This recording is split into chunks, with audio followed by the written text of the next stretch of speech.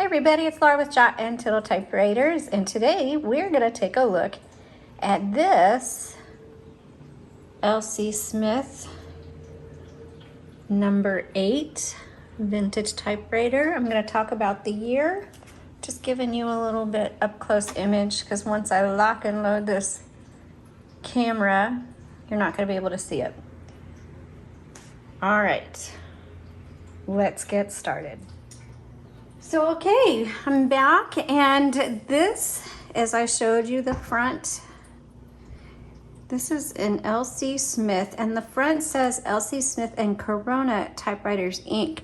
I'm going to talk about that here in a second. So this is a typewriter tutorial. I'm not going to do a demo on this or anything. According to the serial number, where to find the serial number, there is a bar right in here. This thing's very heavy. Okay, so this is open. If you go in here and look behind, you're going to need a flashlight, and depending on your age, you might need some reading glasses. It's going to be stamped in right here. But according to the serial number on this, it's 1915. However, L.C. Smith and Corona did not combine into one company until 1925. And so I'm a little bit confused about that, and I quadruple checked that serial number. It is a very early serial number. It's only 5 digits and not 6. And so I am a little bit confused as to the serial number versus the decals on the front. They don't seem to be matching up. So I don't have an answer for that. But let me go ahead. If you've got a number 8, and like I said, this is open. Some of the number 8s have closed sides and a closed front. The sides and the front are open. If you want to see up close images of this, there'll be a link in the description below that'll link to the product listing for this, where you can look at the images, and also you can see the typing demo, and you can see the typeface sheet for this.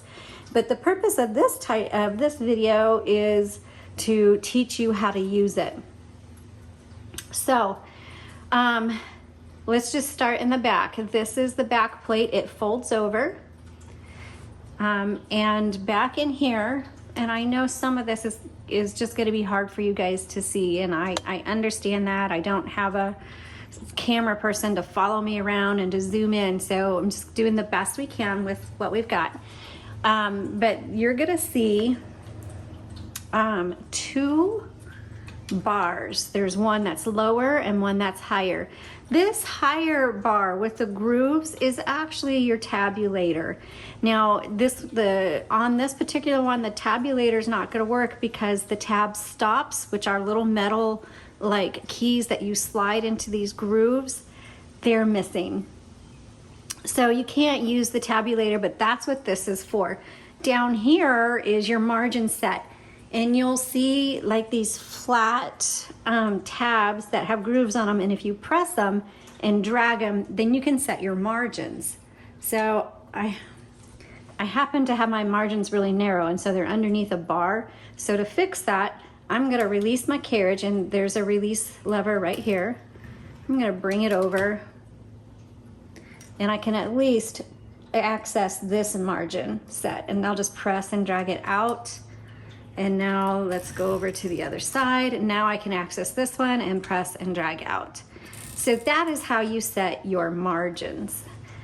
Over here, we'll just start over here. So you'll see a knob right here, and also on the left side. This is how you remove your platen.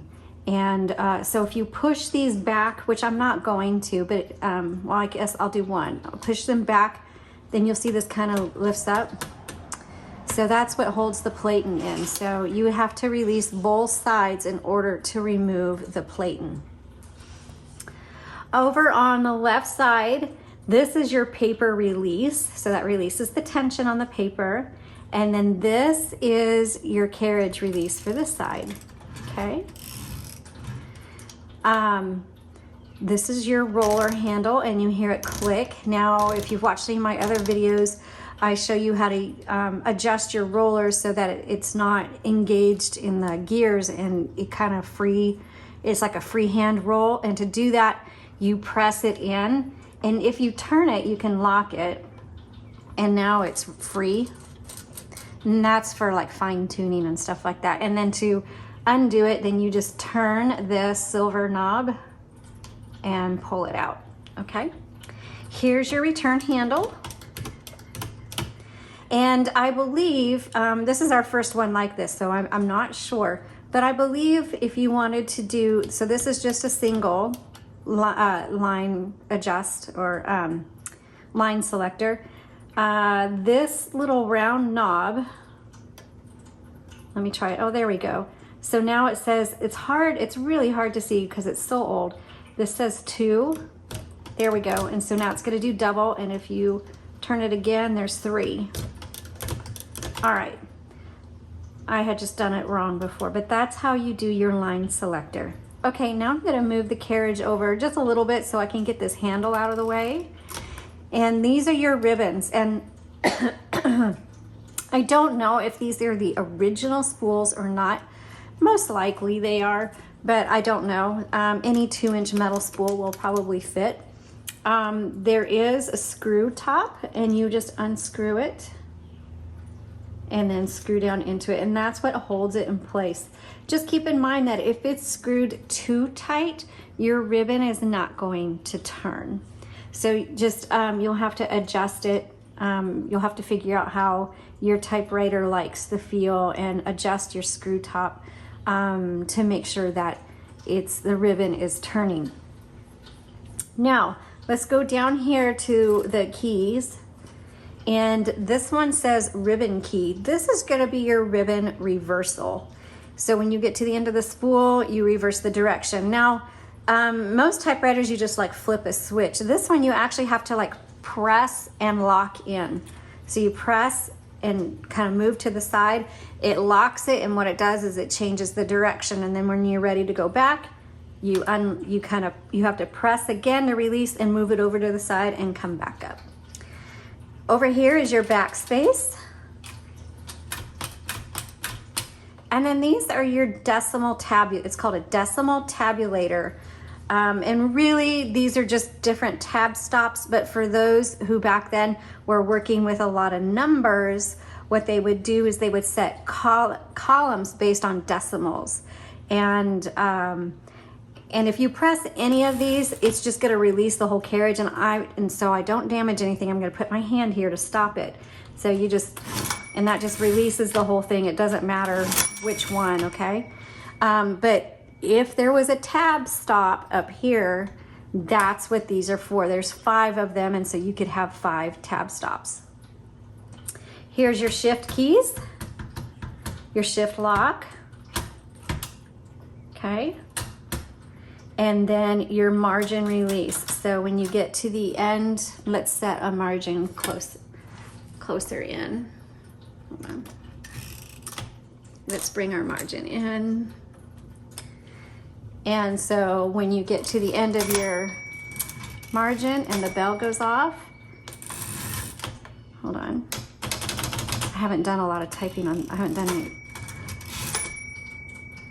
Okay, so there's the margin. Now margin release. And now you can keep going, okay? So that is how you use it.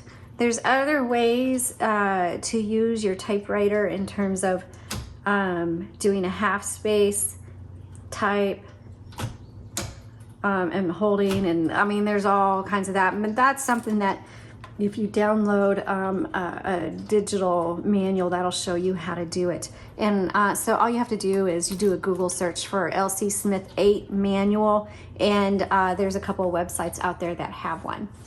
So that is how you use your typewriter. Let me know if you have any questions or concerns. Not really concerns, but you know what I mean.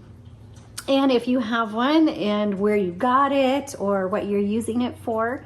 And also keep in mind this one only uses a one color. There's not a color selector on this one.